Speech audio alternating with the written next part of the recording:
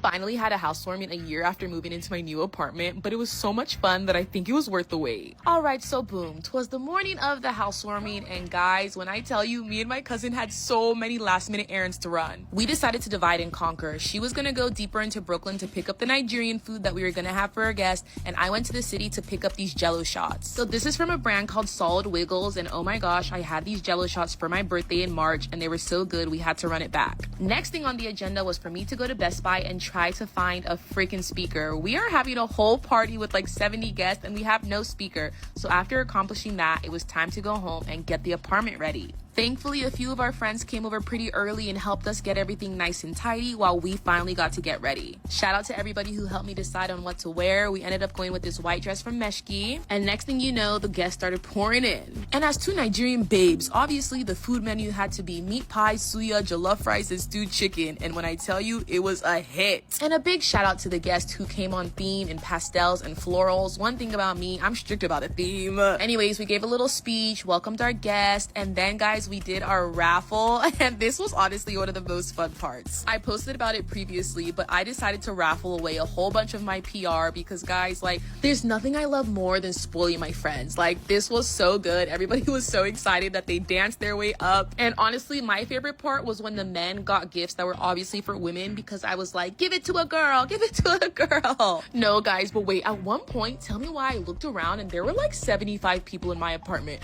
I was like, how can this many people fit in my freaking living room? Child, I don't know. All I know is that we had a time, and shout out to my friend Carl. CJP was on the ones and twos as the DJ, but at one point I turned around and he hitting a little dance in the middle of the circle. I was like, go DJ, that's my DJ. No, but I'm not even gonna lie, at about 1:30 my cousin went to sleep and I was like, okay guys, y'all gotta go. But then I remembered that there was another pan of jollof rice in the oven, and I was like, we can't eat all of this jollof rice. So then as I was ushering people out, I was like, wait, please eat, please eat. And then, child, people were here eating and giggling till 3 a.m. And then, child, I warmed up a little meat pie, had a little plate of rice myself. People were talking about that rice for like the next week, so check out African Pride. Anyways, the apartment is still in one piece, and that's what I would call a successful housewarming. Stay tuned because this officially launches our hosting era.